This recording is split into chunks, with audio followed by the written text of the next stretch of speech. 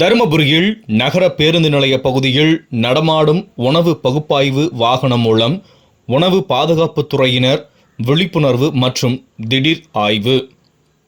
தருமபுரி மாவட்டத்தில் உணவு பாதுகாப்புத்துறை சார்பாக மாவட்ட நியமன அலுவலர் மருத்துவர் கைலாஷ்குமார் MBBS மற்றும் சேலம் உணவு பகுப்பாய்வு நடமாடும் வாகனம் பொறுப்பாளர் முதுநிலை பொது பகுப்பாய்வாளர் திரு நரசிம்மன் அவர்கள் இருவரின் வழிகாட்டுதல் மற்றும் ஏற்பாடுகளின்படி தருமபுரி மாவட்டம் முழுவதும் நடமாடும் உணவு பகுப்பாய்வு வாகனம் உடன் சென்று உணவு பாதுகாப்புத்துறை செயல்பாடுகள், ஆய்வக வாகனத்தின் அம்சங்கள், உணவுப் பொருட்களில் கலப்படம் நிகழ்விடத்திலேயே கண்டறிதல், கலப்படம் இருப்பின் உரிய உடன் நடவடிக்கை. டைரக்டா டெஸ்ட் பண்ணி இங்கே ஸ்பாட்லயே டெஸ்ட் பண்றோம். அந்த ஆயில்ல என்ன டிரான்ஸ்பிரிட்டி இருக்கா இல்லையா நம்ம செக் பண்ணி பார்க்கும்போது டிரான்ஸ்பிரிட்டிலாம் எதுவுமே இல்லை. பழைய ஆயில் நம்ம சஸ்பெக்ட் பண்ணி எடுத்த சாம்பிள் டிரான்ஸ்பிரிட்டி எதுவும் ஆகல, நல்லா தான் இருக்கு ஆயில். புது ஆயில் தான் போட்டிருக்காங்க, எதுவும் பாதிப்பில்லை. ஆனால் கடைக்காரங்க மட்டும் மேலே தூசு படாமல் மூடி வச்சு வியாபாரம் செய்யணுன்றது விழிப்புணர்வு பண்ணியிருக்கிறோம். மற்றும் உணவுப் பொருட்கள் பாக்கெட்டுகளில் காண வேண்டிய அம்சங்கள் குறித்த விழிப்புணர்வு செய்யப்பட்டு வருகிறது. அதன் ஒரு பகுதியாக தருமபுரி நகர பேருந்து நிலையத்தில் உணவு பாதுகாப்புத்துறை மாவட்ட நியமன அலுவலர் திரு கைலாஷ்குமார் மேற்பார்வையில் தருமபுரி நகராட்சி மற்றும் ஒன்றிய உணவு பாதுகாப்பு அலுவலர் நந்தகோபால் மற்றும் சேலம் ஆய்வக இளநிலை பொது பகுப்பாய்வாளர் கார்த்திகேயன், பகுப்பாய்வு வாகன ஓட்டுநர் ரகுநாதன் உள்ளிட்ட குழுவினர் உணவு பாதுகாப்பு நடமாடும் பகுப்பாய்வு வாகனம் ஃபுட் சேஃப்டி ஆன் வீல் மூலம் உணவுப் பொருட்களில் கலப்படம் கண்டறிதல் மற்றும் உணவுப் பொருட்கள் பாக்கெட்டுகளில் காண வேண்டிய அம்சங்கள் குறித்து வாகனத்தில் உள்ள LED தொடு திரை வாயிலாக காணொளி காட்சிகள் திரையிட்டு உணவுப் பொருட்கள் கலப்படம் கண்டறிதல் குறித்து விழிப்புணர்வு செய்யப்பட்டது. மேலும் தேயிலை, தேன், பால், நெய், உபயோகப்படுத்திய சமையல் எண்ணெய் உள்ளிட்ட உணவுப் பொருட்களை கொண்டு நேரடியாக கலப்படம் கண்டறிதல் செயல் விளக்கம் செய்து காண்பித்து விழிப்புணர்வு செய்தனர்.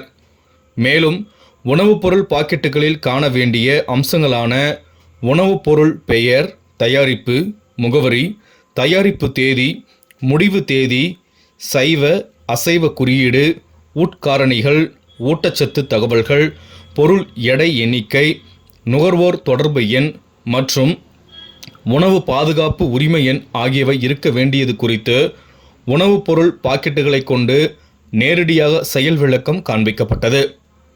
நிகழ்வில் பேருந்து நிலைய வளாக கடை விற்பனையாளர்கள், பணியாளர்கள், பேருந்து ஓட்டுநர், நடத்துனர்கள், பொதுமக்கள், கல்லூரி பள்ளி மாணவ மாணவியர்கள் என 100க்கும் மேற்பட்டோர் பங்கேற்றனர்.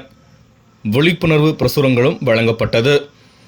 தொடர்ச்சியாக பேருந்து நிலைய பகுதிகளில் உள்ள தேநீர் கடைகள், பஜ்ஜி போண்டா பலகார கடைகள், நடமாடும் உணவு சிப்ஸ் வகைகள், ரஸ்க் விற்பனை இடங்களில் உள்ளிட்டவற்றில் ஆய்வு செய்து தேயிலை, சிப்ஸ் மற்றும் உபயோகப்படுத்திய சமையல் எண்ணெய், சில்லி சிக்கன், ரஸ்க், சிப்ஸ் உள்ளிட்டவை மாதிரி எடுக்கப்பட்டு வாகனத்திலேயே ஒரு சில பொருட்கள், முக்கியமாக தேயிலை, சமையல் எண்ணெய் உள்ளிட்டவை பகுப்பாய்வு செய்ததில் 3க்கும் மேற்பட்ட இடங்களில் எடுத்த சமையல் எண்ணெயில் ஒரு எண்ணெய் மட்டும் மீண்டும் மீண்டும் பயன்படுத்தி பழைய எண்ணெயை என அதேபோல 4 தேநீர் கடைகளில் எடுக்கப்பட்ட தேயிலையில் ஒரு கடையில் மட்டும் கலப்பட தேயிலை கண்டறியப்பட்டது.